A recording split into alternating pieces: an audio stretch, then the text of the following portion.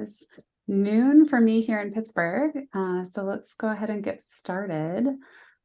Today, we are so happy to welcome you to the American Thoracic Society webinar on equity in global health research. This event is proudly sponsored by the ATS International Health Committee, and we really appreciate your attendance and engagement in this really important discussion. I'm Dr. Christina Rudd from the University of Pittsburgh School of Medicine, and my co-chair for today's session is Dr. Neil Schluger, Dean of the New York Medical College School of Medicine. Today, we're privileged and grateful to have with us an illustrious panel of speakers, beginning with Professor Madhu Pai from McGill University. He also serves as editor-in-chief of PLOS Global Public Health.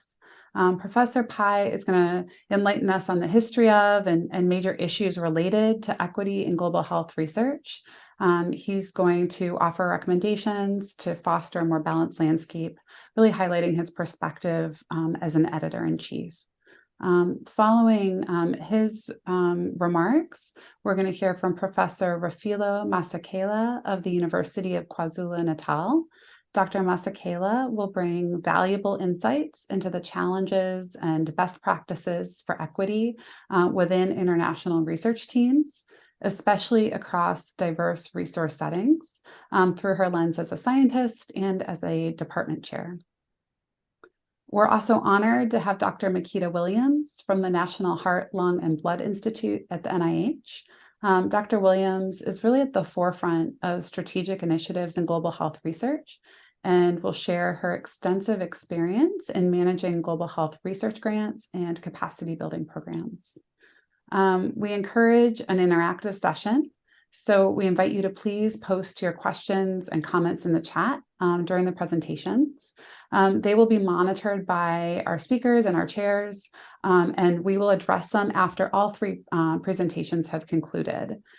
We expect the talks to run for a total of about 1 hour, a bit less, followed by 15 minutes of discussion, and we'll conclude by 1:15 p.m. Eastern Time. So please note that the webinar is being recorded and will be made available on the ATS YouTube channel for the benefit of those who cannot attend live and for future reference. So as we prepare to dive into our first presentation with Professor Pai, we thank you once again for your presence today, and we look forward to a session filled with insightful discourse and learning. Let's begin. Can you see my slides, Christina? Yes. It's still, it's not yet presenter view though. No? Yes, that's perfect. Perfect.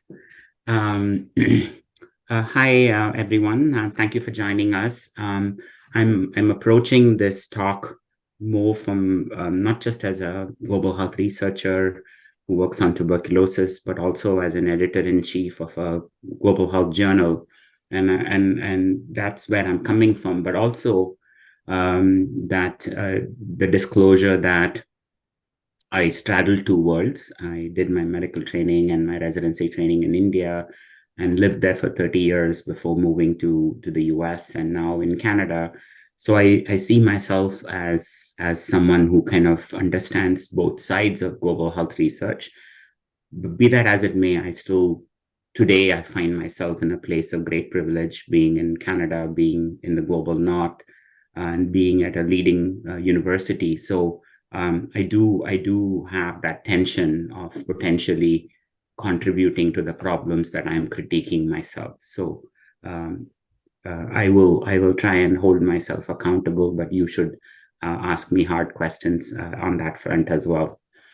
So I think there is a lot written about decolonizing global health research and global health itself and what's wrong with global health. I think we all recognize that it came from a deeply colonial enterprise. And one might well say, well, that's all in the past. There's nothing colonial today. I think the data actually tell a very different picture. And that's what I want to kind of start by explaining to all of us. For those of us who are in North America, I mean, the fact that we are, extraordinarily wealthy and all the wealth is concentrated here in the hands of a few people definitely adds an incredibly important dimension to why global health is also inequitable, because the world itself is inequitable. And we saw this during the COVID-19 pandemic, of how rich nations, especially mine, Canada, hoarded vaccines and simply did not do enough to support our global south colleagues who needed not only vaccines, but also the technology so that they could have manufactured the vaccines themselves. And this is not new. This has been happening from the days of the HIV antiretrovirals to today. Nothing much, sadly, has changed in how global north approaches any kind of crisis. Furthermore, regardless of the disease, if you look at where global health organizations are headquartered, you can see two massive blobs over Europe and North America. In fact, just two countries, US and UK, dominate all areas of global health. Who runs global health? These very organizations are primarily led by nationals of high-income countries, primarily led by men. There are very few women, and there are very few women who are nationals of low and middle-income countries in leadership roles in any of the global health organizations. And that pattern is shown in all of the global health organization board seats. If you look at the board seats of Gavi, Global Fund, Gates Foundation, doesn't matter about what, you see the same pattern of essentially high-income country folks like me on these important positions, and they get to dictate what's worthy of global health research, who gets money, what's funded, what's not funded, and that's shown in where money flows. Fogarty, Wellcome Trust, Gates Foundation, USAID, it doesn't matter. Much of the money goes to organizations and contractors and research institutions within the high-income countries. Very little money directly goes to global south partners or people who are actually doing work on the ground. Who's publishing? Exact same pattern. Stuck in the middle is the best description I've come across.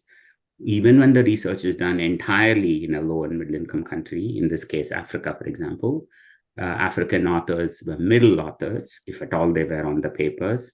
They were neither the first authors nor the senior authors. Who's editing? Well, folks like me, folks like Neil. We are all global north-based folks who are editors-in-chief on editorial boards. And that's true across diseases, across journals. Multiple studies have shown the same pattern of global north, mostly men dominating major editorial roles across journals. And this was a massive study published recently in PNAS, which kind of, based on millions of citations, which basically nails it. Non-white scientists appear on fewer editorial boards, spend more time under peer review, and receive fewer citations. Where are conferences held? Most conferences, even though they're called global health, are held in the global north. And our colleagues from the global south have the hardest time coming to Canada, coming to US, coming to UK, coming to Europe. The amount of stress they undergo to even get a visa to attend these meetings is actually quite shameful. Even as I speak, next week is the Union Conference for Tuberculosis in Paris. And already many people from the global south, including TB survivors, have not been given a visa to come to Paris. Those pictures are from the Montreal AIDS conference last year, empty panels where nobody from Africa could make it. So this is where we are failing in walking the talk on equity. So what could we actually do about any of these issues that I've just proposed? I genuinely believe that it's time for us to rethink all our work in global health away from this savioristic approach to one of good allyship. And to explain allyship, I actually prefer to use examples rather than give theoretical ideas of what allyship could or could not be. So for example, here is an example of what I would call failed allyship. This is one area in a global catastrophic crisis like a pandemic. Global North countries should absolutely have been good allies to Global South countries. We should have generously shared vaccines instead of hoarding them. We should have absolutely transferred the technology so that many global South countries could have manufactured their own vaccines. That would have been an act of allyship. And I'm only showing this to say that this is an example of failed allyship. We really did not come and show up as allies in this struggle. And the same thing is true now for conferences where we hold global health conferences. I mean, when we host a tropical medicine conference in Seattle or Chicago, or a tuberculosis conference in Paris, or an AIDS conference in Montreal, or a global health conference in Berlin, we need to understand that we are excluding our colleagues. It is devastatingly hard for them to come, especially post-pandemic. And so we need to really rethink what this means. And just holding conferences in the global north and calling it global health is simply not going to cut it anymore. We need to show at least some reflexivity that we have understood what challenges our colleagues are facing even as we speak. Journals have a long way to go, especially journals that call themselves global health have a mountain to climb. I do not believe we can call a journal global health if it's primarily edited and gate controlled by global north people. So here I can only show the example of the journal that I'm and co-editor in chief with. This was a journal we were asked to create. So therefore, we could be super intentional about how we designed it from zero. We were not inheriting a journal, we were building a new journal. And we intentionally chose a different path, learning all the lessons we've learned from all the studies that I've shown you. For example, we specifically said there has to be two editors in chief, a male and a female, one based in the global north, one based in the global south. And my global south editor in chief is Catherine Kyobutunji, a Black professor in Kenya. Next thing we said is that we're going to have an editorial board that's very diverse, at least 50% from the north, 50% from the south, 50% women, 50% men. And we intentionally stuck to our planning at every stage of the journal. And I just to tell you how hard it was very hard to do this, because left to its own devices, this journal would have gone the same direction as every other journal. But because we were so intentional and clear in our vision, we were ranked recently by an independent study as the most diverse journal, global health journal in the world. And I promise you, this was not an accident. It was extraordinary amount of intentionality and effort that even got us to this point. And this to me is like the lowest bar I would expect from any journal that considers itself global health. Half the board, editorial board, must be from the global south, and at least 50% gender parity would be like the bare minimum we should demand. And diversity begins at the editor-in-chief level. You cannot have global north folks alone in editors-in-chief roles, because editors are extremely powerful, and you need to find a way to decenter away from the global north. And high costs of publishing are absolutely critical. I mean, when Nature announced an article processing charge of 11,000 US dollars or whatever, they instantaneously excluded, I think, half the world's population from this calculus. And this cannot simply go on. We cannot say we believe in equity and diversity and then slap an APC of $11,000 on authors. The Harvards and the McGills and the Oxfords can pay it, but that cannot be the case for so many global South universities. For them, 11,000 US dollars is probably two people's salary for a whole year, researchers. So we need to really rethink what we mean by those bland pledges of DEI when we then turn around and do these kinds of policies to exclude people. Equity in authorship is absolutely critical. Study after study shows that we are failing in equitable authorships. Parachute science or parachute research is so common. The entire study is done in Nigeria, not a single Nigerian author on the paper. That simply cannot fly anymore. We've got to be more thoughtful about what we are doing and how we are doing it. At a minimum, we got to end this practice of parachute science. So, for example, our sister journal, PLOS Medicine, said, as part of PLOS Medicine's commitment to address parachute science, we now require that local researchers be the first or last authors of publications based on global research. Recently, we, POS Global Public Health, announced a more inclusive author policy because ICMJE criteria are often very restrictive. We do not adequately reward people who are collecting data. They just become glorified data collectors. Our new policies allow for more people to be credited as authors. And then at a personal level, holding myself more accountable for many, many years now, not recently. I am no longer the senior corresponding author on any of the publications that arise from my PhD or master's students' thesis work in global health. It's usually my PI, colleague, fellow PI in the Global South, who is the senior corresponding author on their papers if my students are the first authors because it's their thesis work. I have given up my authorship place. I don't see it as giving up. I'm just doing the right thing. I'm making sure authorship is equitably distributed between the two global North and global South institutions. And lastly, in terms of global health partnerships, if we have a partnership with Uganda or whatever, how do we make it truly reciprocal and bilateral? So there's an excellent study, a paper we published in PLOS Global Public Health recently, which kind of talks about how to think about equitable partnerships at the design stage, at the implementation stage, and the analysis and dissemination stage. There's a lot we can do. For example, for every American student who goes to Uganda, how many Ugandan students are the American universities hosting or receiving? That kind of reciprocity at a bare minimum is what we should be thinking about. And funders have a lot of work to do here. You already saw how global health funding is already skewed towards PIs and labs in the global north.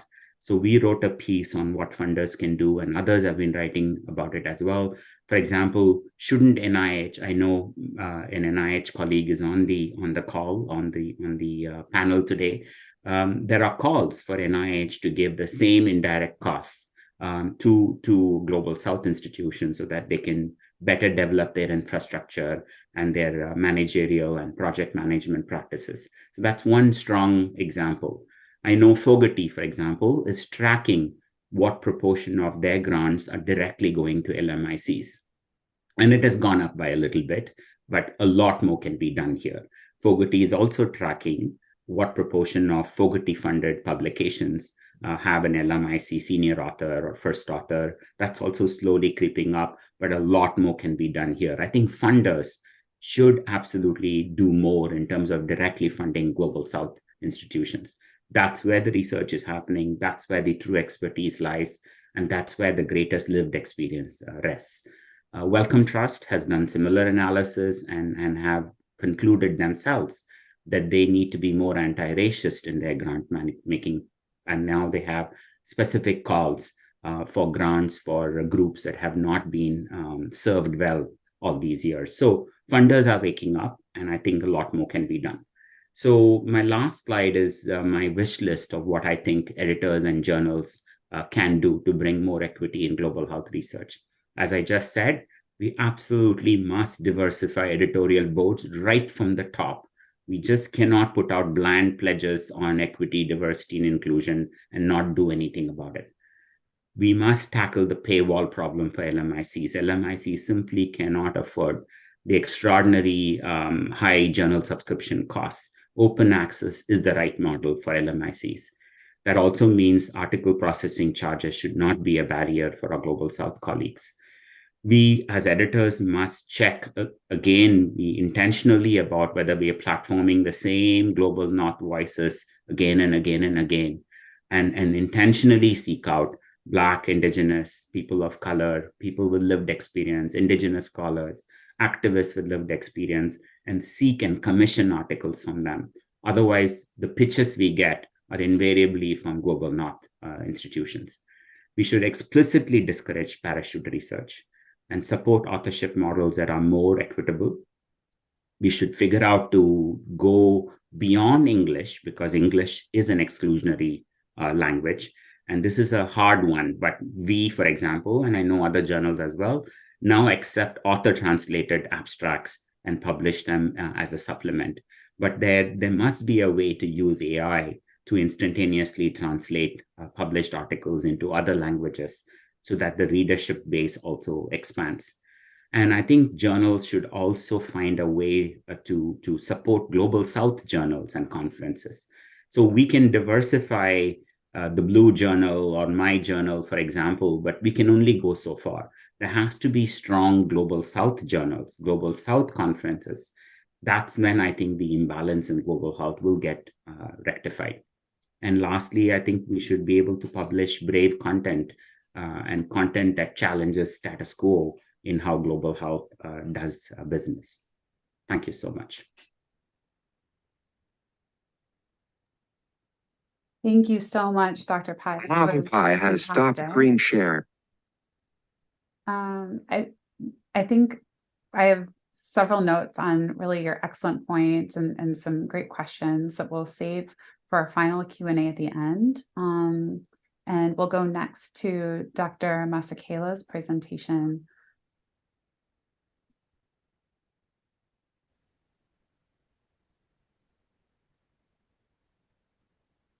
Good afternoon, everybody. Thank you very much to the organizers for this very kind invitation to come and talk to you this afternoon or evening to some of us. I've been asked to talk on an investigator's perspective on equity in global health research. My name is Refila Masekela. I'm a pediatric pulmonologist and clinical researcher based in South Africa in Durban at the University of KwaZulu-Natal.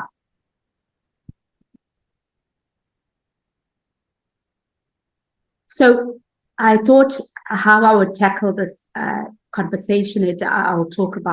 I'll define global health. We will talk about what is parachute or helicopter research. We'll address the issue of the research ecosystem, including investigator perspectives. And I will briefly talk about the facility statements that have been proposed for global health researchers to submit when they're submitting the publications to journal, and then we'll conclude. So what is global health? So global health has had a number of definitions which have evolved over time from a very tropical health-based and sometimes a very different perspective to what we have in terms of what global health is today. So global health is an area of study, research, and practice that really places priority on improving health. This is usually in more disadvantaged communities and lower income countries, and really achieving equity in health for all people worldwide. Now, this definition has also been challenged with people really thinking that equity should really be placed at the center of this definition, because usually global health research involves partners, usually from the global north in high-income countries, and those in the global south in low-middle-income countries. So what is equity? I think equity has been described by the WHO as the absence of avoidable or remediable differences amongst groups of people, whether these can be defined geographically, socially, economically, or demographically. And also this concept of fairness, where everybody is treated equally and the same, is also important in our definitions. So there's a huge difference between equality and equity. And in this cartoon here, you can see that if people are treated equally, they're all treated the same. For those that have a disadvantage, the young chap in purple, there clearly will be no participation. And in this instance, we're talking about global health research. The participation of the most disadvantaged would not be possible if we're working in a system where everyone is equal.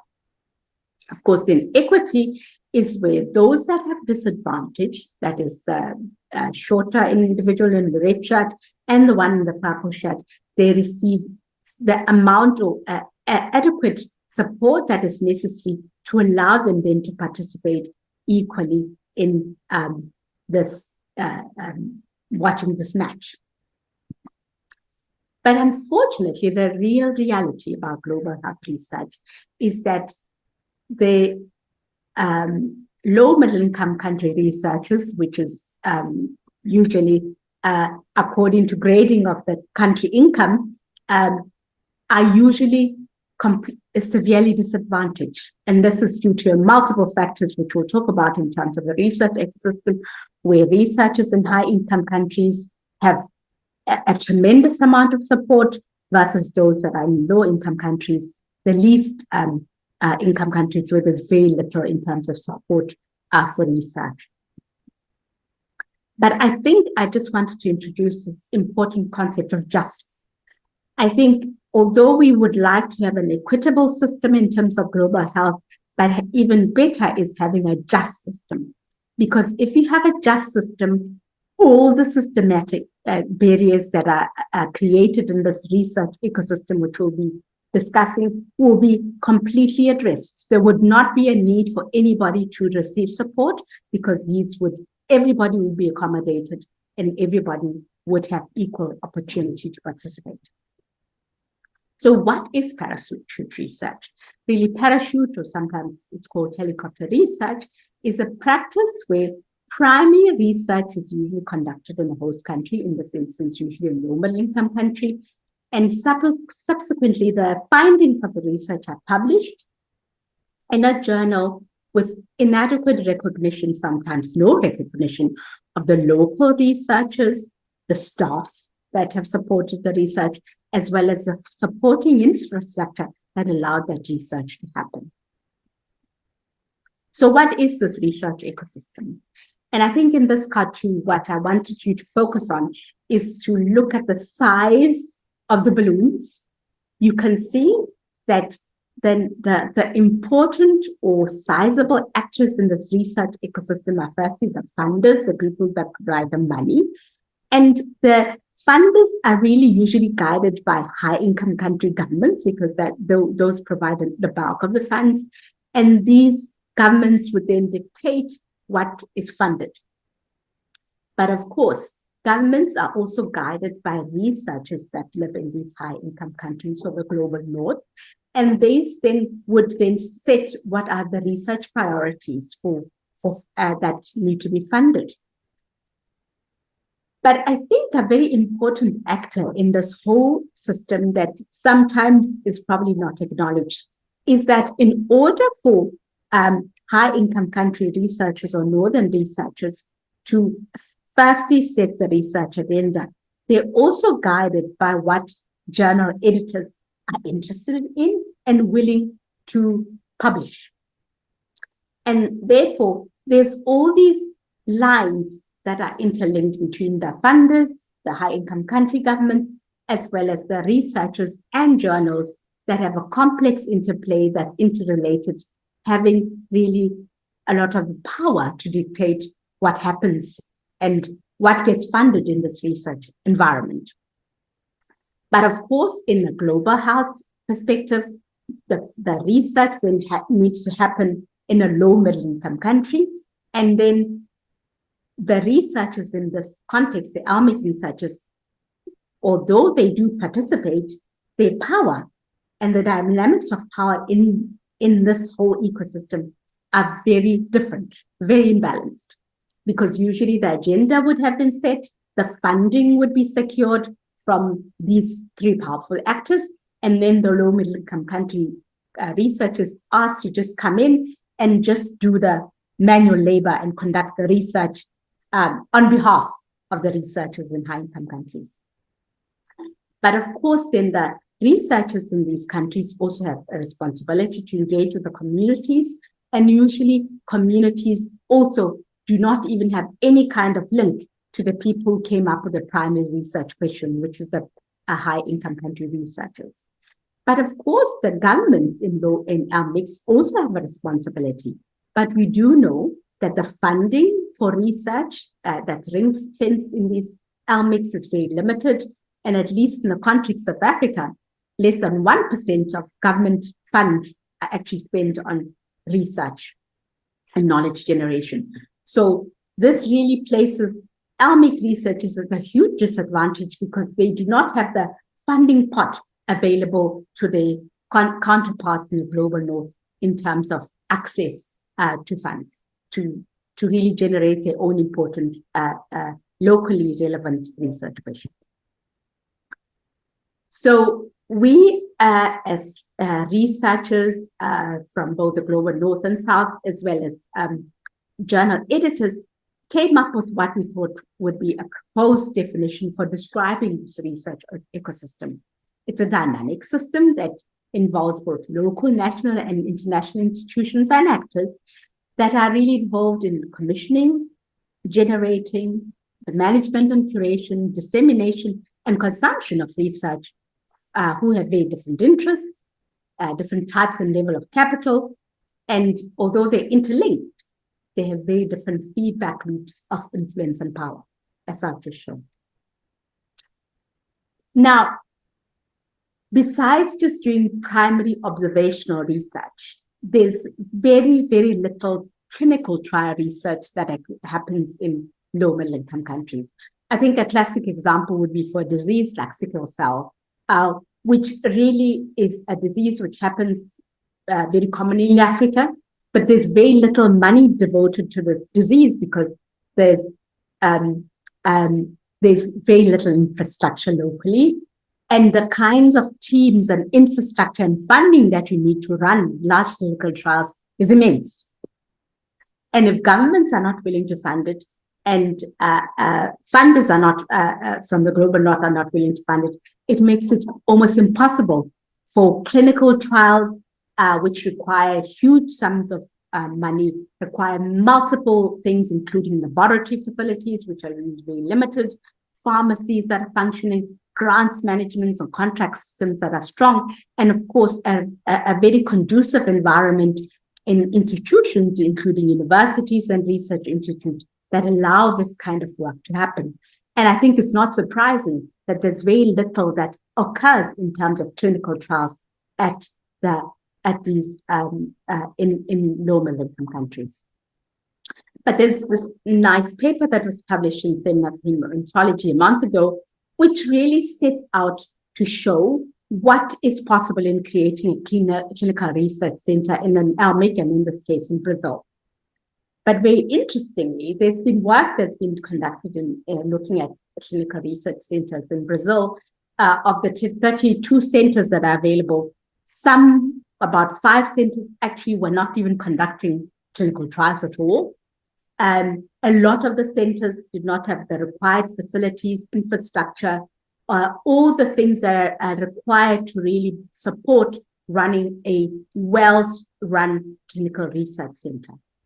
Just showing some of the multiplicity of challenges that researchers face when working in an LMIC environment.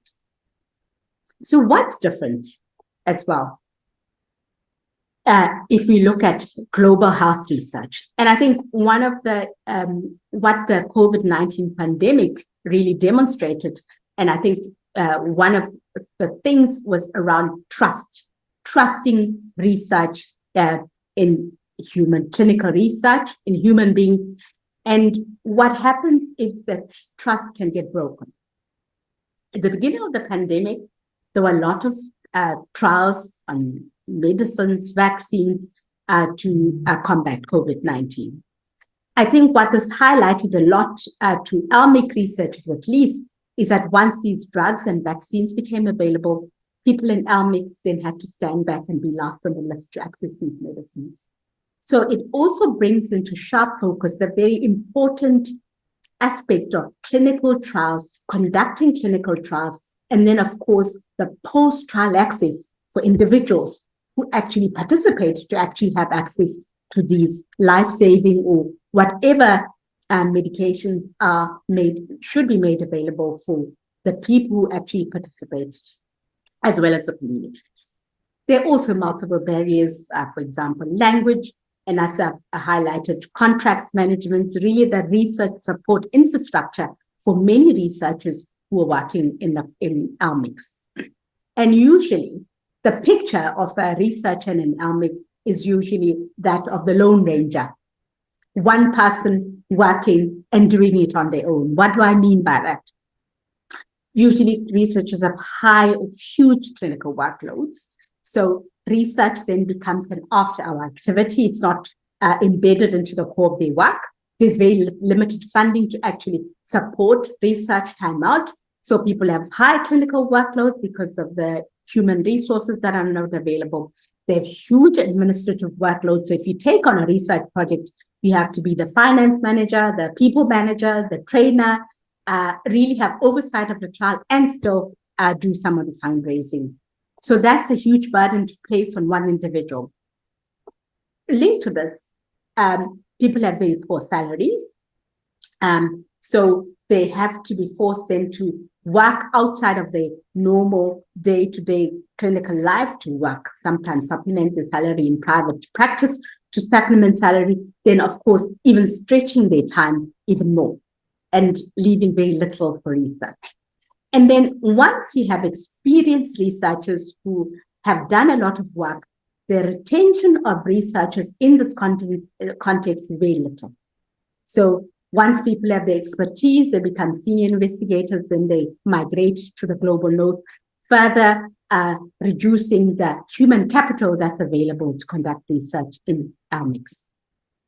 So what's the consequence of this? So unfortunately, in a context or environment where LMIC researchers are not only stretched, but have very limited time to think up research ideas, to raise the funds on their own, with the lack of support, what happens is usually once the high-income country researchers come up with the idea, the funding, the resources, they would conduct the research, but then they are actually not acknowledged either as senior authors in the publications or first authors in publications. So they have this concept of being stuck in the middle. And the stuck in the middle phenomenon is really important, especially for academics. If you want academic promotion, if you are constantly stuck in the middle and you do not have the primary authorship role, it makes it very difficult for people then to have career advancement. And of course, sometimes this does happen where researchers in LMICs are completely not acknowledged. And this was also sharply focused and highlighted during the COVID-19 pandemic, where papers that addressed COVID-19 in Africa, only 20% actually had an African researcher in the author list. That's shocking. And we know that this is not an African problem. This happens across many low-middle-income countries with many publications on global health not acknowledging even the authors that are in the primary setting where the research has occurred. So I alluded to this. We wrote this consensus statement to really promote equitable authorships in publications in research between global partners. And we thought very carefully about how we could use reflexivity statements to really assist journal editors when they're reviewing papers that are submitted by partners from the global north and south having conducted their work. So we made a proposal that once authors are submitting their work, they should complete these reflexivity statements. And these have been adopted now by a number of global health journals. And for example, the BMJ Global Health, the Lancet Global Health have accepted that authors who are publishing papers that have global partners will be completing not specifically this list, but a version of this list when they're submitting their research. And really, the statements you see cover all aspects of the research, not only the study conceptualization, but through to the research management, how the data was acquired, the interpretation, drafting, authorship, infrastructure training, as well as governance of the research. But we went on further to ask the editors, once they've reviewed the reflexivity statement, to then also have their own reflection on how the authors engage with the research, whether there was co-development to look at the authorship listing, whether there's first and last authorship, early career researchers, as well as dissemination in terms of the research. And we are now in a process of actually reviewing how these reflexivity statements are completed in some of these journals, and also having focus groups with editors, funders, to see how these are engaged with. And that's something for the future. So I'd really like to conclude by saying that conducting research in a low middle income country has huge multiple challenges. There are limited funding opportunities, and if people have to compete for funding in high income country, this makes the playing field uneven. Usually research agenda is not really set locally, as I've said. And most importantly, there's usually a lack of career advancement due to the stuck in the middle phenomena, and local opportunities for career advancement are very limited, and constantly, whenever they're successful researchers, these get drained out of the LMIC and they join high income country research institute. But we really need to have multiple approaches, really looking at the research ecosystem in total, looking at a number of things that need to be looked at in order for us to have a redress of these imbalances and to have a more equitable and just system in terms of global health research. Thank you very much. Thank you so much, Dr. Masekela, and go ahead, Dr. Williams. Thank you. Can you hear me and see my slides? Yes, perfect. Or see the intro slide? Okay, thank you so much. Thank you everyone for joining today's webinar. My name is Dr. Makita Williams. I serve as the Global Health Program Director for the National Heart, Lung, and Blood Institute, where I collaboratively develop and lead the Institute's global health strategy. I have been with the National Institutes of Health for almost 20 years. I've been at other institutes dealing with cancer, mental health, and I've been in this leadership role for the past 3.5 years. The other thing that I will say personally about myself is that I'm a first-generation American. My parents are West African, and so I have a commitment personally and professionally to helping build capacity for global health, which gives me great honor to present to you all today. So just to give you an overview of how I will do my presentation, I'll start by talking about what NHLBI focuses on as it relates to global health, our investments, our partnerships, as well as some unique opportunities where we can get engaged in global health research and capacity building, including increasing global health equity. And then I'll talk about some examples of how NIH has tried to address issues with global health equity. So that's the overview of my presentation. So for those of you who are not aware about NHLBI, our mission is to provide global leadership for research, training, and education to promote prevention and treatment of heart, lung, blood, and I'll add sleep diseases around the world to enhance longer and more fuller lives. So we support research on new generalizable knowledge of proven effective evidence-based intervention strategies and guidelines that help to reduce the global burden of heart, lung, blood, and sleep disorders. And there is definitely an interest in low middle income countries and small island developing states. One thing I will say about my position, I'm the first in this position. It was created 3.5 years ago by our director, Dr. Gary Gibbons, because they saw a need to try to elevate and try to highlight and strengthen the global health research portfolio, but also partnerships and supporting research and capacity building worldwide.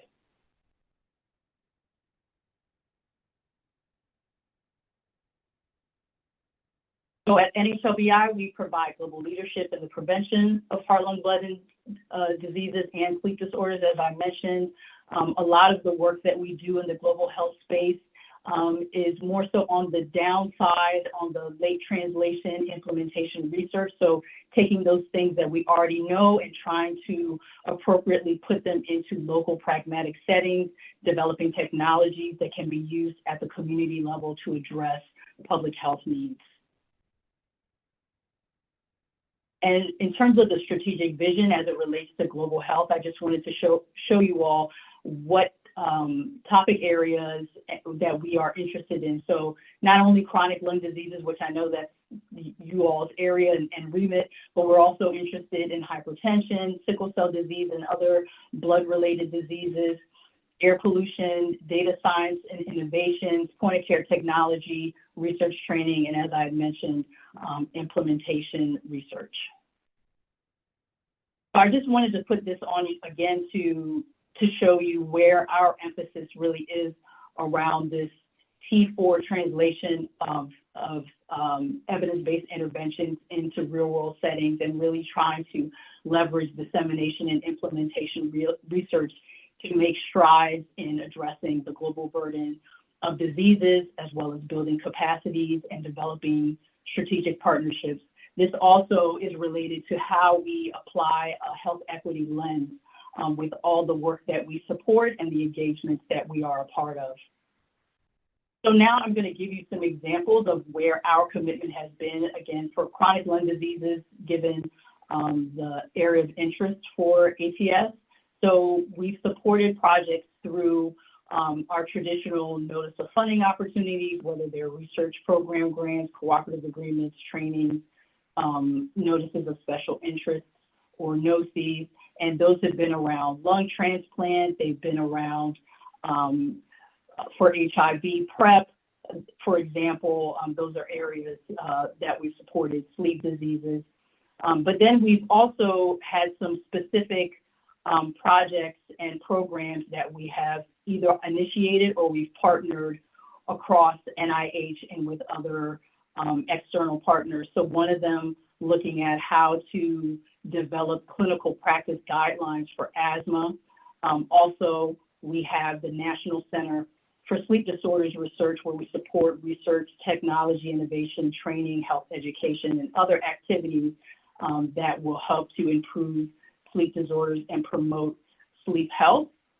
There's also an interest in addressing climate change and health, given the threats that exist from climate change across the lifespan, and trying to build health resilience in individuals, communities, and nations around the world, especially those that are at high risk. We also have the recover. So given the COVID pandemic, we were trying to figure out ways to rapidly improve our understanding and ability to predict, treat, and prevent COVID, including long COVID.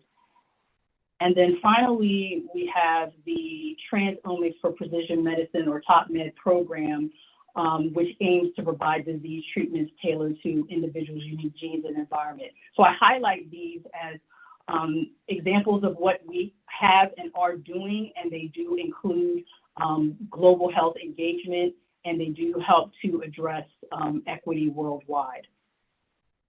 Other examples of partnerships that we've had partnerships with the NIH Common Fund, specifically looking at household air pollution, the HAPPEN network, which was an international multi-center study aimed at assessing the impact of liquefied petroleum gas cooking stoves and fuel interventions for health.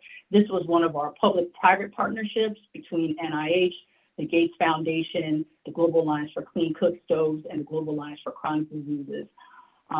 In terms of that, we are really interested to see how we can try to address the comorbid outcomes that come from this type of air pollution, such as low birth weight, pneumonia, high blood pressure, as well as birth and child development, maternal blood pressure, and other types of comorbidities.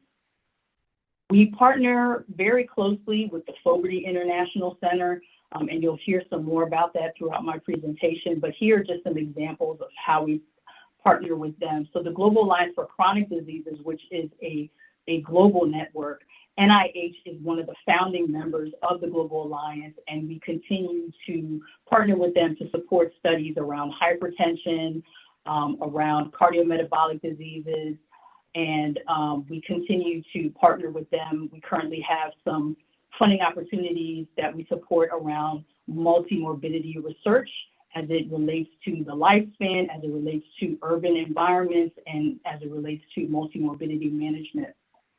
We also partner with Fogarty on career development and training opportunities, such as the chronic non-communicable diseases and disorders across the lifespan, also the Emerging Global Leader Award, and the Clean Cooking Implementation Science Network.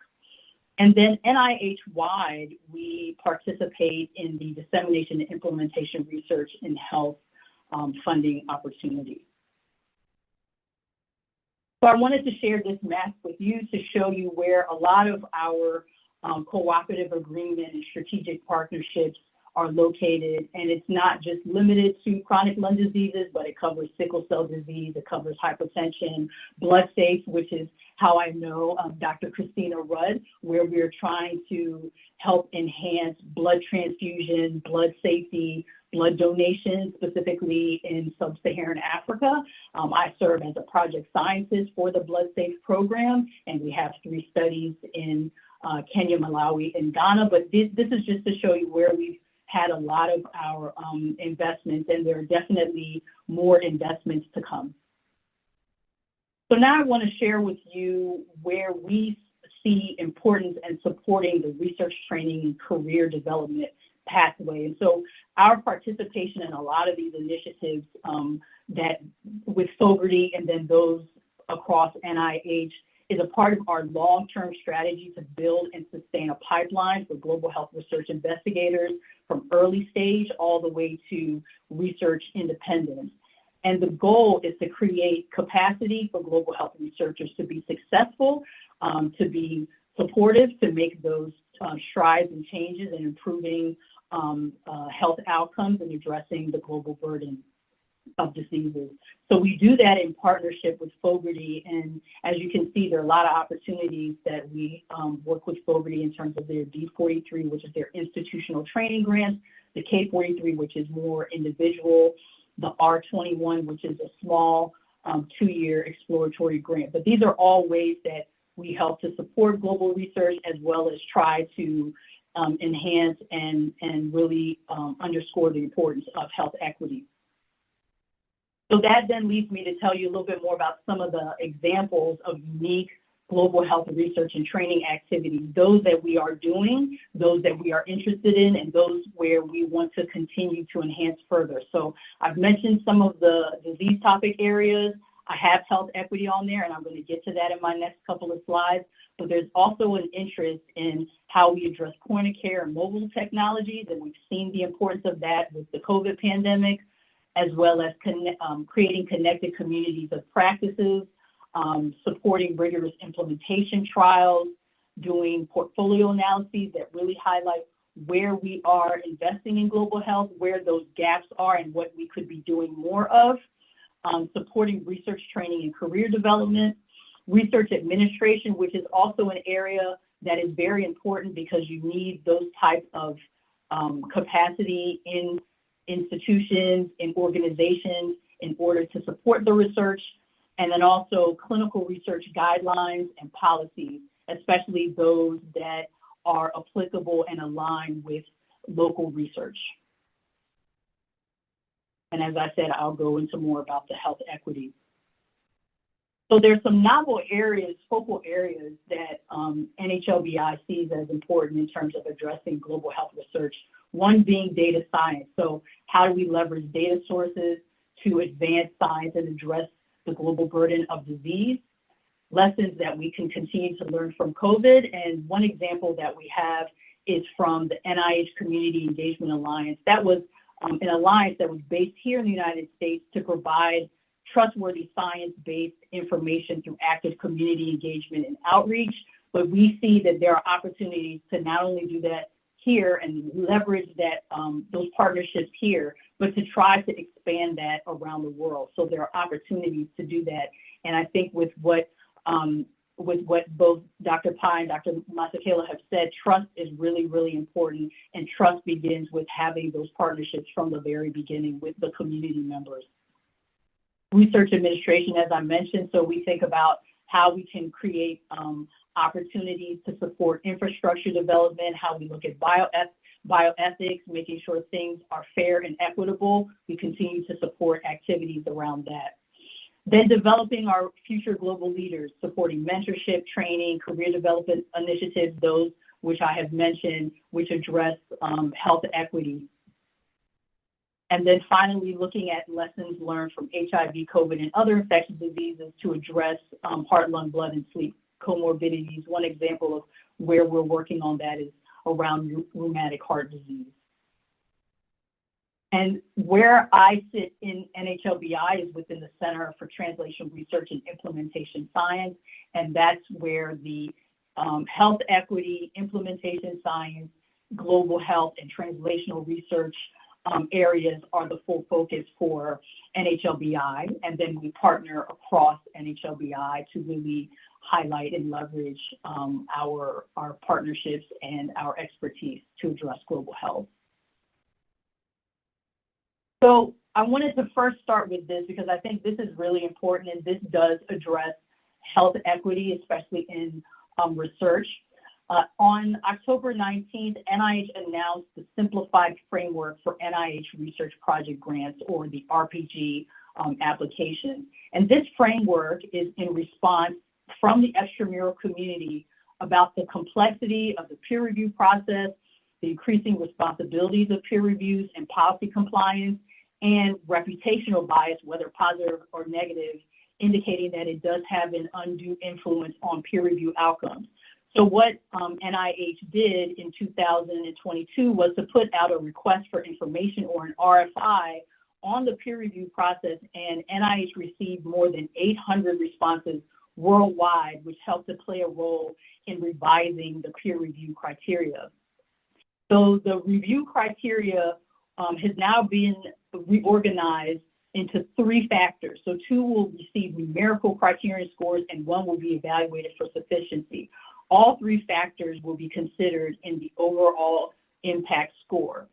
The reframing of the criteria serves to focus reviewers on the 3 central questions reviewers should be evaluating. How important is the proposed research? How rigorous and feasible are the methods? And whether the investigators in the institution have the resources and expertise needed to carry out the project. So this simplified framework will go into effect in January of 2025. And as you see, I put the notice of the simplified framework in my slide. It has all of the details of what is to be changed and what that means for those who are interested in applying to NIH. But really, it's trying to get to the point of reducing bias, trying to create more fair and equitable review of NIH RPGs.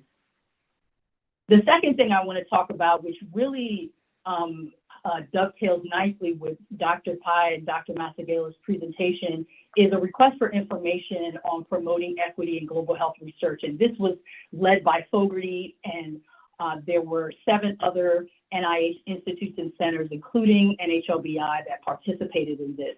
And the purpose of this RFI was to gather input on approaches that could promote greater equity in health research, particularly in engaging scientists from low middle income countries. They created a report that highlights the summaries, the response summaries that were received, and key findings and recommendations. So there were 186 responses from 46 countries, and that included a diverse range of organizations such as academia, governmental agencies, non-governmental organizations, professional associations, and healthcare systems. And these respondents submitted information that was analyzed and categorized into 3 main areas. 1 being barriers and challenges, 2 being key thematic areas, and 3 being recommended strategies and solutions.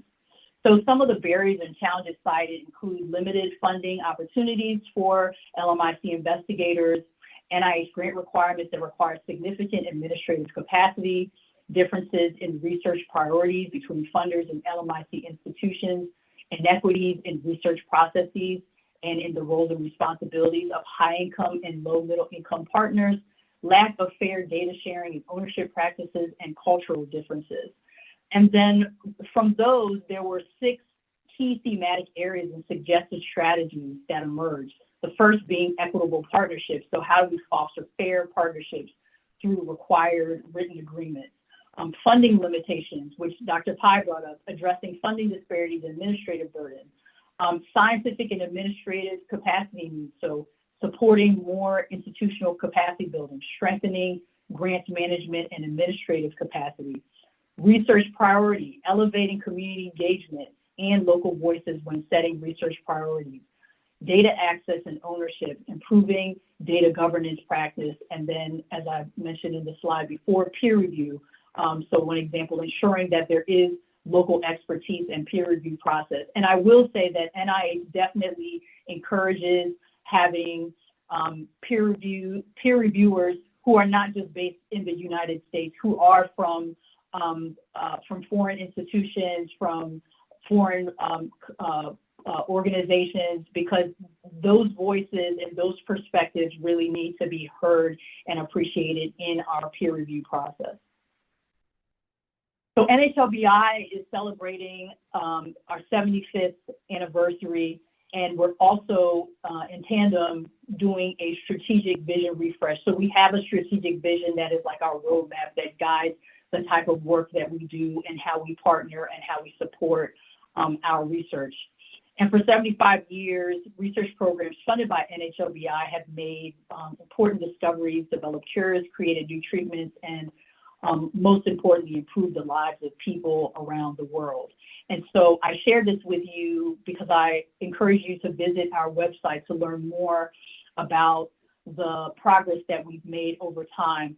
One of the things that we're working on is doing some storytelling of all the different activities, all of the partnerships that we've had, and there will be global health research and global health equity storytelling that will be included so that we are fair and equitable about the type of support that we have provided and making sure that everyone has an opportunity to have their voice heard and to share those successes. The last thing that I want to share is I'd mentioned that we have a strategic vision refresh. So about every 5 years or so, we try to refresh what it is that our North Star, our roadmap. And so we have a request for information. So we definitely want to hear from you.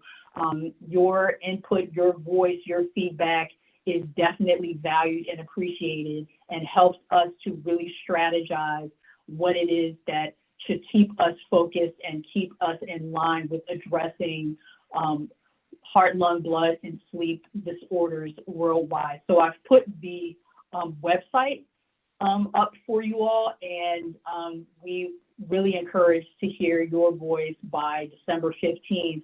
And this is also to show you the refresh focus areas.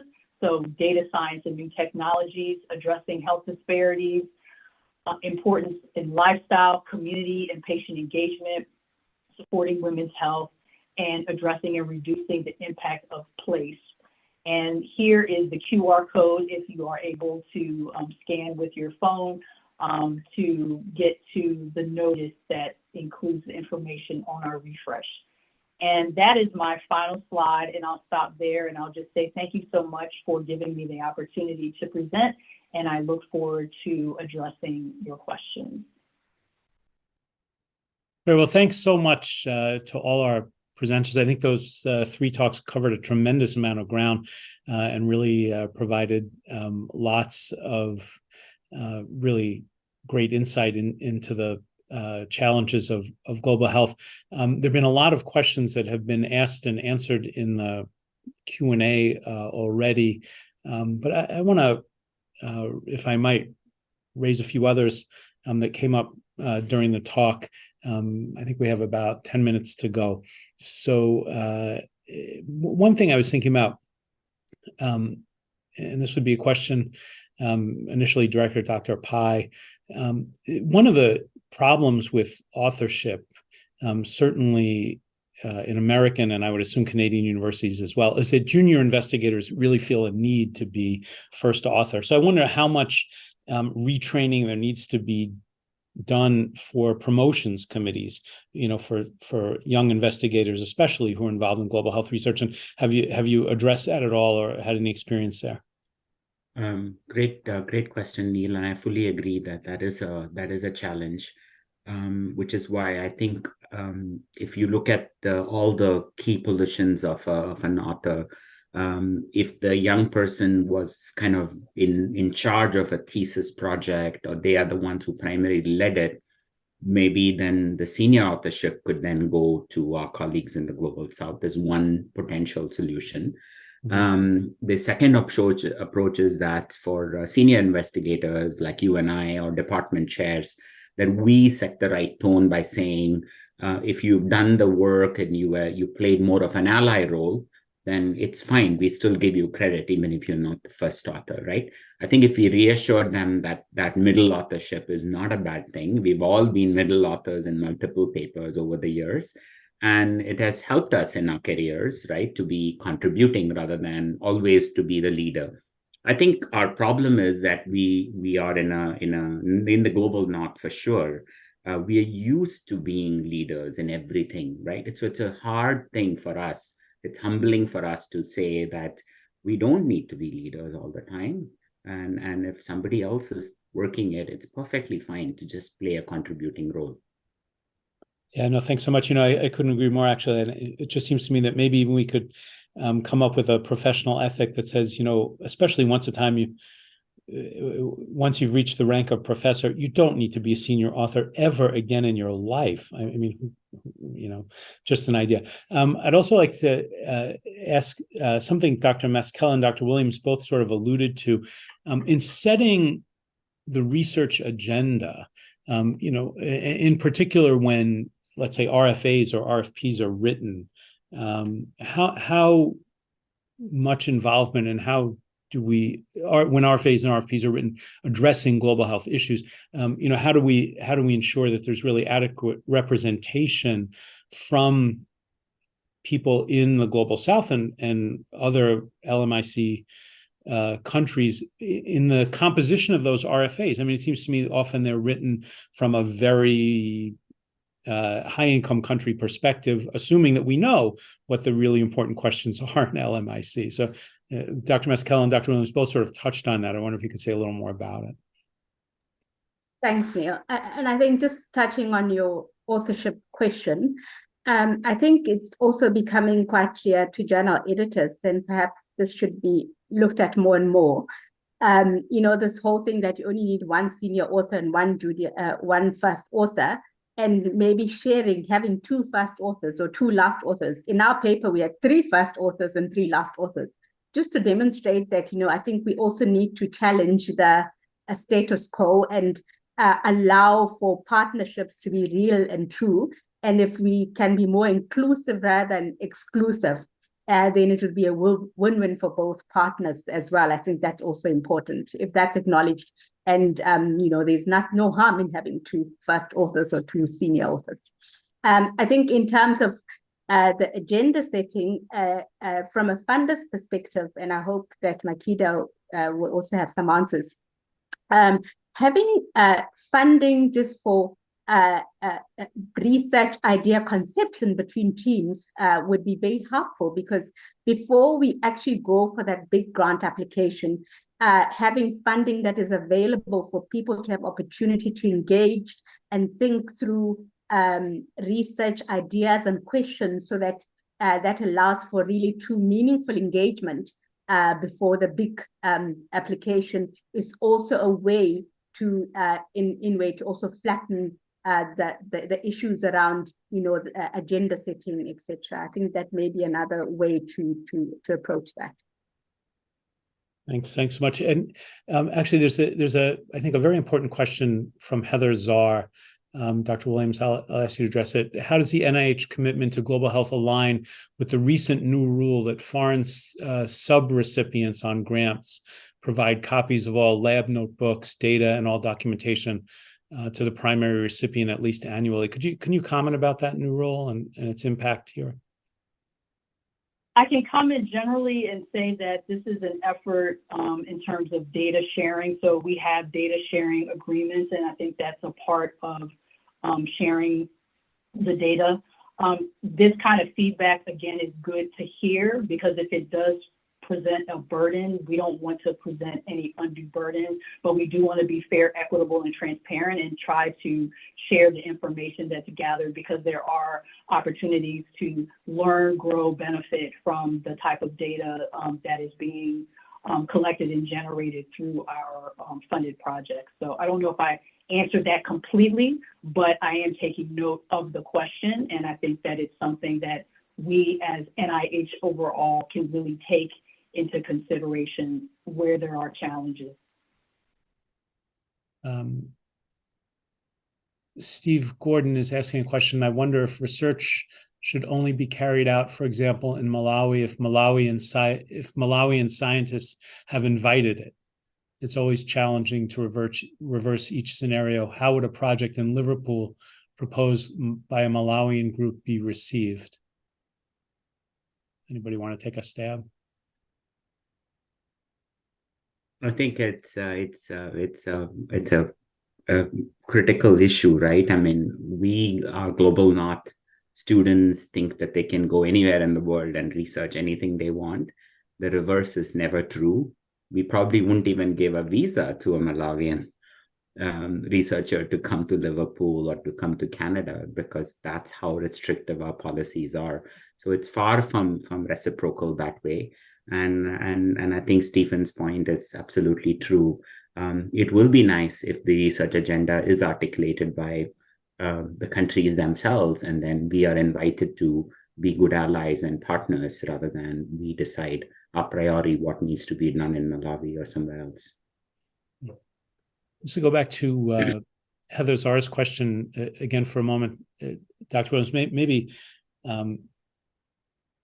this is wrong, so please correct me. But I think when that rule was put in place, there was a sense that it was put in place out of some sort of suspicion that international partners were not really being forthcoming. It seemed to have a lot to do with concern about COVID-19 or SARS-related viral research in China, and that it really was arising as more of a punitive thing than a data sharing thing, and that may be how it's being perceived. So I don't know if I'm putting words in Heather's mouth there. I apologize if that's the case, but I think people are worried that it's going to be a real damper on the possibility of international collaboration.